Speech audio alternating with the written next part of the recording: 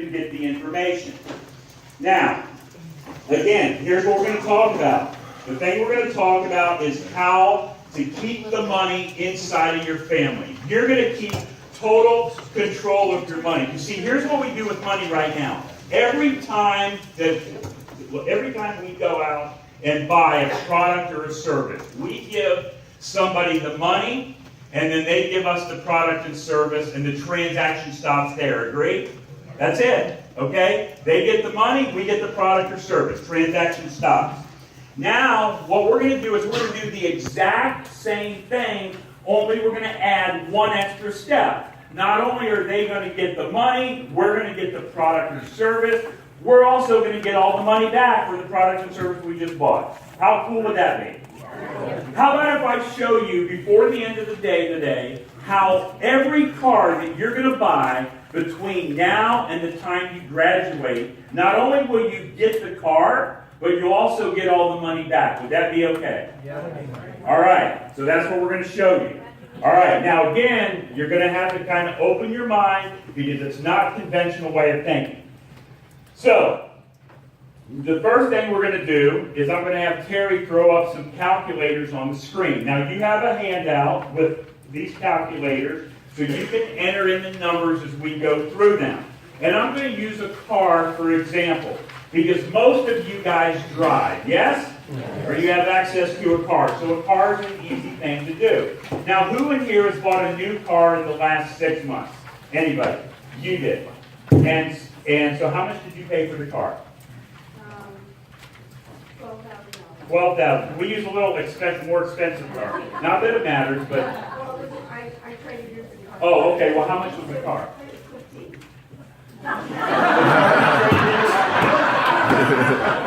You traded 2 cars in, you got the 15. All right. How much was the car that you bought? The brand new car that you bought. The brand new car that I bought was originally $15,000. The brand new car? Yes. Where did you get the car for $15,000 brand new? I'm buying my car to the wrong car lot. Brand new car. Yes. $15,000. Yes. What kind of car was it? Did it have a motor? All right. Okay, so $15,000. What's the brand new? 2016 Toyota Corolla. Wow.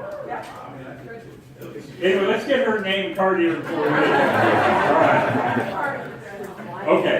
Okay, so who else bought a car? How much? 120. 120. Let's go in the middle. You got 15, you got 120. You guys need to meet. 120. Let's just go with 25,000.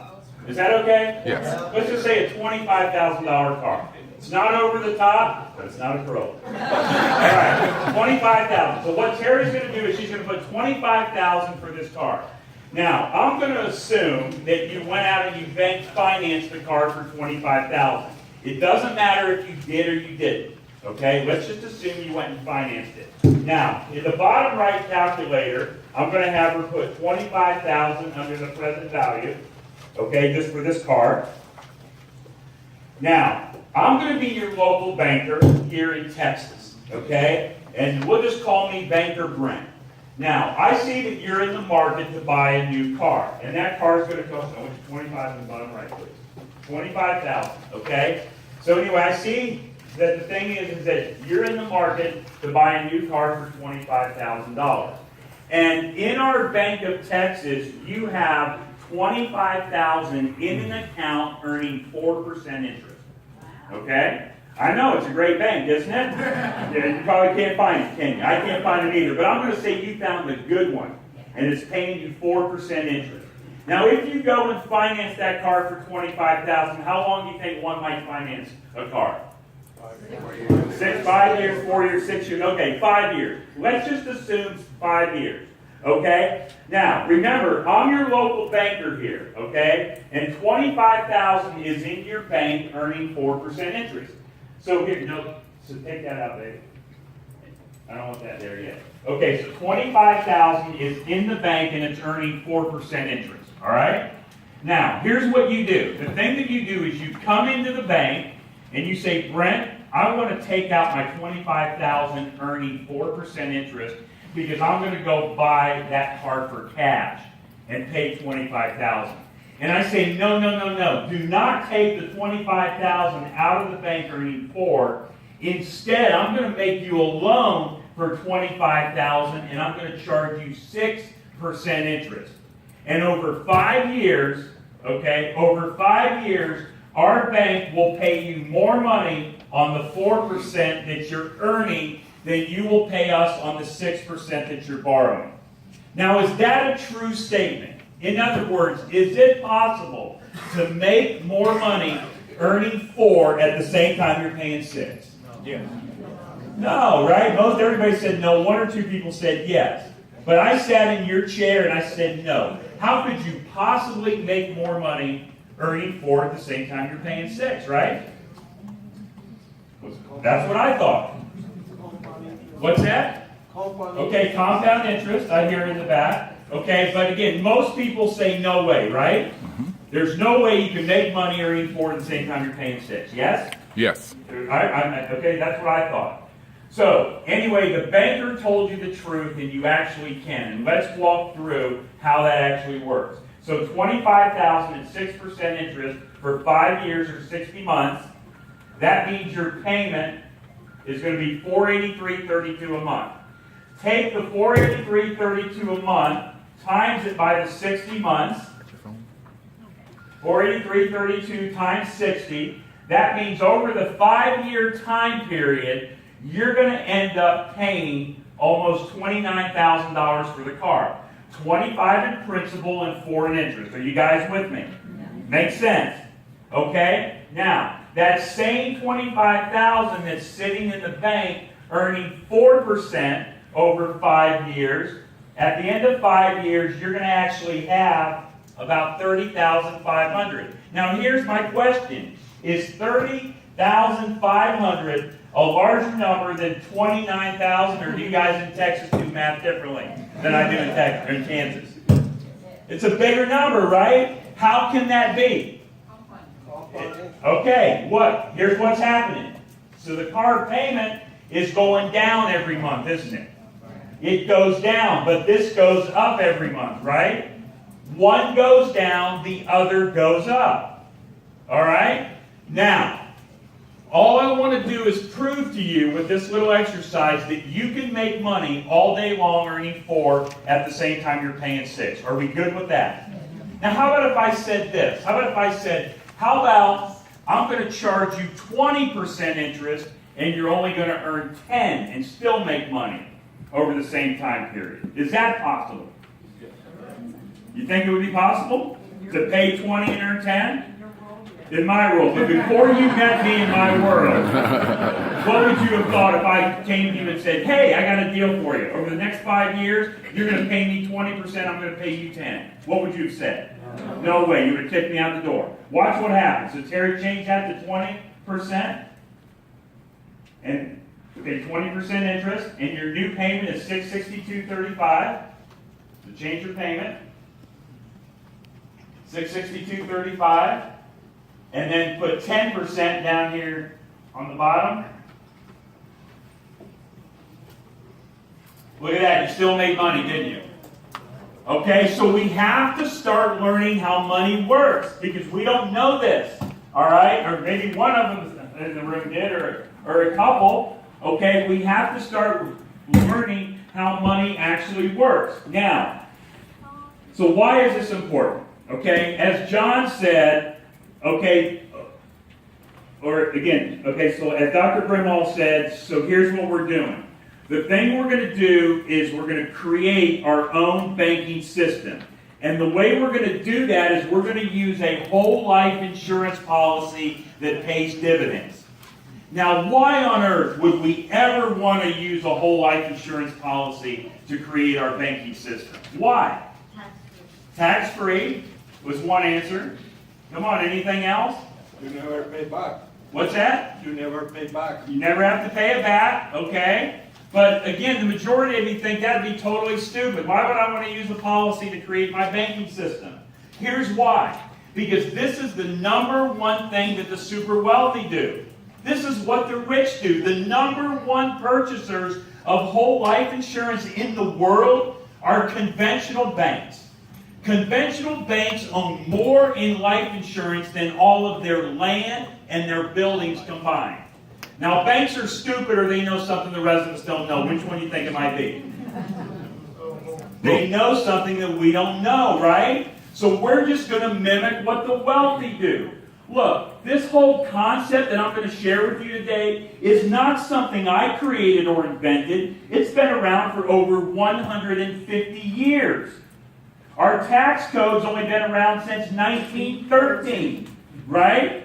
I mean, we can do so much more with this vehicle that we can't do with any other vehicle.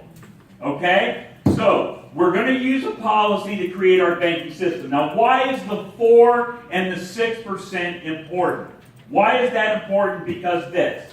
Inside of your policy, the guaranteed growth rate is 4%. Guaranteed. It's in your contract. Tax-free. Guaranteed growth rate, 4% tax-free. That is assuming the policy pays 0 in dividends. If they pay dividends, it's more than 4%. Now, all the companies I work with have been paying dividends for over 113 consecutive years. So do you think they still may pay dividends? Right? Okay, so all we're going to do is we're going to mimic what they do. Now, the 4% is the guaranteed growth rate. I'm not even going to talk about the dividends. I'm only going to talk about the 4% that's guaranteed. The highest interest rate that the insurance company is going to charge you to take a loan is 6%. So the highest rate is 6, the guaranteed is 4. And I just proved to you you can make money all day long earning 4 at the same time you're paying 6. Yes? Yes. Okay, are we good with that? Yes. All right. Now, compound interest. Who in here believes in compound interest? Come on. Look at the hands go up. Look at it. Look at it. See him, Larry? See him, Tony? Compound interest. Okay, that's fine. You believe in compound interest. Now, in order for compounding to work, okay, in order for compound interest to work, your product or your money has to sit still. It can't be moving, right? So in other words, I take out a bill here from my wallet. All right, anyway, I got a $100 bill here. So like if I take this $100 bill and I put it into the bank, I give it to the bank teller, and just assuming the bank's going to pay me interest, okay? I give it to the bank teller, they put it in the bank, it starts to compound, doesn't it? I have to leave it sit there, don't I, in order for it to compound. If I go back tomorrow to get it out, is it still going to be compounding? No, it has to sit still. It can't be moving, can it? All right?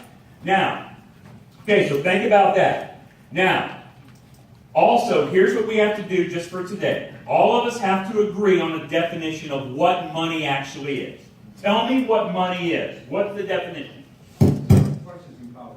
What's that? Purchasing power. All it is a means of exchange. All money is a means of exchange for products and services, right? We exchange food for money, money for food, car for money, money for car, house for money, money for house. That's all it is a means of exchange, right? Okay. Now we know that all money is it's nothing more than a means of exchange. We know compounding, your product or your money has to sit still. Okay? It can't be in motion. Okay, and motion's a natural law of God, isn't it? Air's moving through us. My eyes are twitching. My fingers are moving. Right? I mean, blood's moving through my body.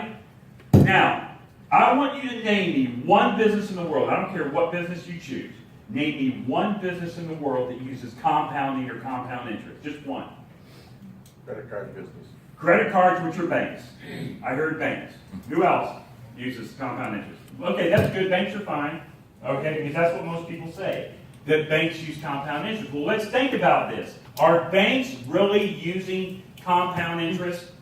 Banks pay you compound interest, and they charge you compound interest, but they don't use it themselves. Because look, if I take this $100 bill, and I go put it in the bank today, is the bank going to let the money sit there in the bank? For example, all right, so like if I take the bill and I put my initials on it and I highlight it in one of these Just like if I take it and highlight it in one of these colorful markers that nobody can see on the board. All right. So again, all right. So like if I put that bill in the bank and go back and get it tomorrow, are they going to give me the same bill back? No. No. If I go back in an hour, do you think they're going to give it back to me? Why? They're moving it. They're moving it. So banks aren't using compound interest. They're not parking their money and just letting it sit. How about a grocery store? All right? So how about a grocery store? So like, does a grocery store let groceries sit on the shelf? And if they do, how much money are they making? Does a car dealer let cars sit on the lot? No. So not one business uses compound interest. But isn't it a little strange that all the institutions that promote it, such as banks, Wall Street, mutual funds, insurance companies, they all tell us to park our money with them and leave it sit still, but they don't do it themselves? I mean, have you ever thought about that? They want us to park our money with them. Now, who in here has their money or is currently putting money in an IRA, 401k, or retirement account? Look at all the hands go up in the room, right? Yes, you're putting money into a retirement account. And why are you putting money in a retirement account? Okay, imagine you hope to get more later, right? Now, is there any guarantees that later your money's going to be there? Nope. Well, there is one guarantee. It's guaranteed to never go below zero. But how exciting would that be if that actually happened? That would kind of suck, wouldn't it? Right? Now, the thing that you're doing is you're giving them money today, aren't you? Now, again, sir, how old are you? 33. 33 years old. Now, in order to get that money out without paying the penalty, how old do you have to be to get it out? I have no idea. I was going to say 59. Right, okay. It's like 59 and a half. And I'm just going to use you as an example, whether you're doing it or not. Today he's 33. He's got to wait till he's 59 and a half. That's 25 plus years, right? Okay. Now, so like how much do you guys really even know about your retirement account? Here's what you know. You know maybe one or two things. If it goes up or down, based on the statement that you get, and you might know if it's invested in a low, moderate, or high risk category. Other than that, you guys don't know crap about it. Right? I mean, you really don't. I mean, maybe one or two people do, but most people know nothing about it. And who's controlling the money? You or somebody else? Somebody else. And how many people do you know, including yourself, are just totally excited about their retirement plan and how it's performed? I mean, really. I mean, who do you guys really know? I mean, how about you guys? Are you just totally ecstatic? Oh my gosh, my retirement plan has performed so great over the last 30 or 40 years, or 50 years. I'm just loving it. Now, I can tell you right now, every time you walk in a Walmart, okay, so the thing you do is you walk in a Walmart, and usually the person that's greeting you is somebody of retirement age. Not always, right? But a lot of times there are. This is how I kind of think of it. I walk into Walmart, and they say, welcome to Walmart. Now, I think a lot of the people that are doing that are there because they really want to be there. But don't you think a lot of them are there because their retirement plan didn't perform like they thought it was going to? And they have to be there for survival? Just think about that. I mean, I'm just telling you what's going on in the real world. You go to Walmart and see it. Ask them, are you here because you want to be here, or are you here because your retirement plan didn't perform? Ask them. Just try and see. Ask my wife. She knows I do that. I ask those questions. Right? Okay. So, now, the thing that you're doing is you're putting your money away and you're waiting to get to it later. You're hoping it's going to be there later. Now, I got 3 questions for you, okay? So, is $1 worth more today or in the future? Today. Today. If you ever forget that, think about how many candy bars you could buy 20 years ago for $1. How many can you buy today for $1? Number 2, are taxes going to go up or go down? Yeah, the history. That's what it's shown. Taxes are going to go up. Number 3, if you have a choice to pay tax on the small amount to seed or the big amount to harvest, which one do you want to pay tax on? Small amount. I totally agree with all 3 of those answers. But all 3 of those answers, you are violating all of them by putting your money away into a qualified plan. Because what you're doing is you're giving up good dollars today to get paid weaker dollars in the future. You're compounding your tax because your tax is always going to be there. And when you do pay tax, you're going to pay it at the higher rate or maybe on the higher amount. Does that make sense? That's what you're doing. Now look, I'll go one step deeper. You told me money. No, listen, if you have to go throw up, it's all right. It'll be all right. It'll be all right. No, you will not be a Walmart grader.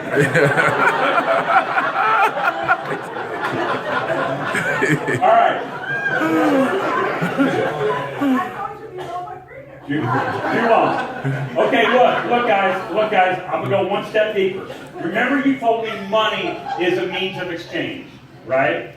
So, all right, so money is a means of exchange. Let's say you go to the store today and buy a loaf of bread or a gallon of milk. Are you gonna wait 10, 20, 25, 30 years to eat the bread or drink the milk? What if you go buy a car or a house today? Are you going to wait 10, 20, 25 years to drive the car or live in the house? No, you would never do that. So why are you doing that with your money? Because they told us to. They told you to. I know. Look, I totally agree. So when I first learned this concept, I was pissed off at my parents and grandparents. I was mad. I still get mad at them sometimes. But guess why they never told me? I was mad because they didn't tell me. Guess why they never told me? They didn't know. Nobody ever told them. So is all the stuff I'm saying making sense? Are you starting to think a little bit, right? You would never go to the store, buy a loaf of bread or a gallon of milk and wait 10 or 20, 30 years to eat it or drink it, but you'll put money in a retirement account and wait 10 or 20, 30 years to use it. It doesn't make sense. See, people do things with money they would never do with things that money buys. All right. Now. How do we know that? Oh, great. How do we know? I know where she's going. She goes with me. Look. So remember earlier I told you banks are the #1 purchasers of whole life insurance in the world. Yes. Here's how you can back that up. Go out there and Google something called BOLI. B-O-L-I. It stands for Bank-Owned Life Insurance. Bank-owned life insurance. You will see the hundreds of pages that come up about how much whole life insurance conventional banks actually own. Okay? Now, again, I want you to use your money today because you need your money today instead of putting it away and waiting to get to it later and you don't even know that it's going to be there. Here's how much sense that makes. Who in here has kids that are young? Young kids. How old are your children? 4 years old. Let's just say that you buy the latest and greatest toys for your 4-year-old. And you stack those toys up in the corner of the room. You stack them up there. Okay? I mean, brand new toys. And then he comes home and he says, wow, look at all those toys. But you tell him, you say, sorry, son, you got to wait 10, 20, 30 years to play with your toys. Isn't that essentially what you're doing with your money? You guys have the car that you want, your dream car, and it's sitting in the garage, but you can't drive it. It's in the garage, but you can't drive or use it. Let's use it today while we need the money today, right? Okay, now I'm going to show you how conventional banks actually work. Okay? This is how a conventional bank works. Now, I'm going to say that you have $100,000 of your money. It doesn't matter what the amount is. Don't get hung up on the amount. It can be $10,000, it can be $1 million. But here's what you do with your money. This is what you guys do. If you do something different, tell me. Okay? So the thing you do with your money, again, okay, all right, so I'm going to call it $100,000. The thing you do is you go put it in the Bank of Texas or wherever you live, and I'm going to say the bank's going to pay you 4%. We found a great bank that's going to pay you 4%. Now, every time you put your money into the bank, that money now becomes a liability to the bank because they owe you interest, right?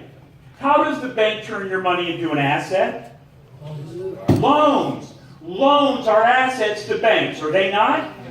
Yes. To us, whenever we think of a loan, we think of it as a debt, a payment, a liability, as an expense, don't we?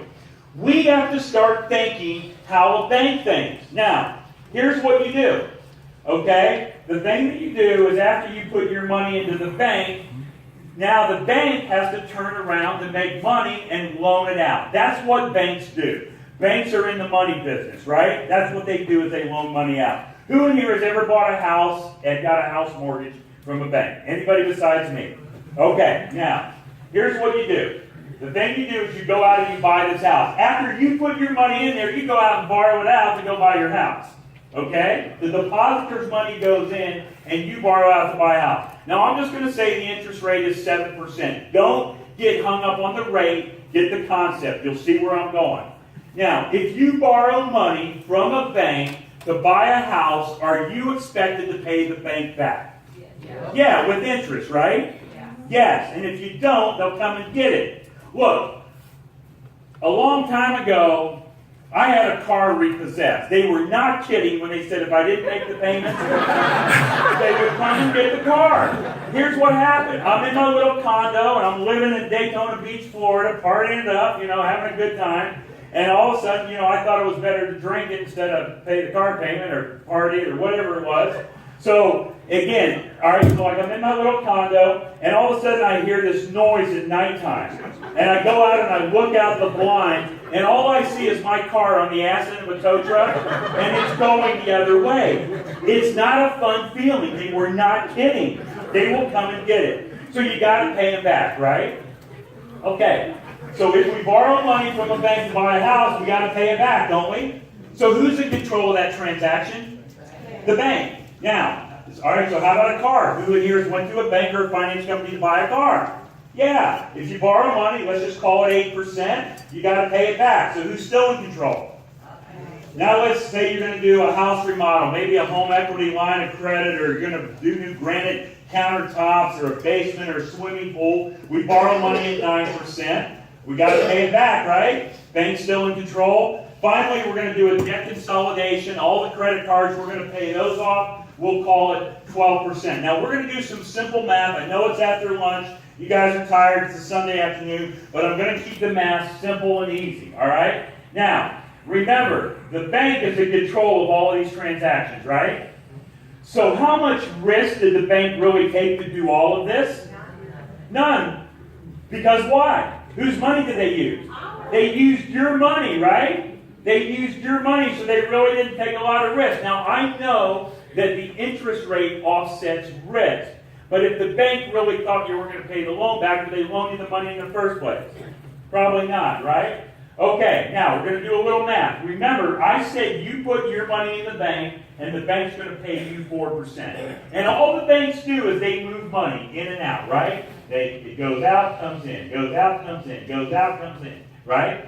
So, remember I said you made 4, the bank made 7. So in this transaction, they made 7, you made 4. How much more did the bank make than you? Okay, how about 8 minus 4? How about 9 minus 4? And 12 minus 4? 8. So look, guys, the bank made 20%, and you made 4%. How much more did the bank make than you?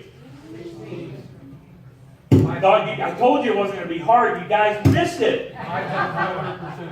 What about 500% more than you? Because look, if you made $4 and they made $20, didn't they make 5 times what you made? Banks are making annually between 400 and 1,300% every year on your money. I'm going to say it again. Between 400 and 1,300% on the money that you leave there. Now, I know you're probably thinking, all right, who's this guy telling me all of this? How do I even believe his numbers? Okay, I don't know him. How do I know what he's saying is true? Here's what you can do. Go out and Google something called BauerFinancial.com. B-A-U-E-R. B-A-U-E-R. BauerFinancial.com. You can plug in any bank that you want. A little small Hodunk Town bank or a big bank that everybody knows. I don't care if you do it, okay, and it doesn't matter if you get the report from this year, from last year, from 20 years ago. I have never seen a bank yet make less than 400% annually on your money. Never. I haven't seen it. Now, here's an agreement we have to have today. If you go out and do this exercise, which I'm challenging you to do, if you find a bank that is making less than 400% annually on your money, you owe it to me to call me and tell me. Fair? So I can change my presentation. I haven't found it yet. Okay? Now, guys, have you ever wondered this? Have you ever wondered why when you get in your car, no matter what town you live in, whether it's a small town or a big town, and you get in the car and you drive down, okay, just through the town, and you pull up to a stoplight, and there's 4 corners on that stoplight, right? And on at least one of those corners, on almost every major intersection, you see a what? Starbucks. That's my wife. A bank, right? Now, are the banks on the bad property, run-down locations, bad landscaping, bad architecture, or are they the nicest buildings in town? Who's paying for all those? We are, right? Just think about it. Next time you're driving, think about it. Watch. It doesn't matter how big your city is. We go through cities sometimes, there's like 200 people and 4 banks. You know, big banks. I mean, you see them? Okay. So all we're doing today is we're just showing you how to be the bank, how you're going to be the bank, because you're doing all of this stuff anyway in your life, are you not? All right. Now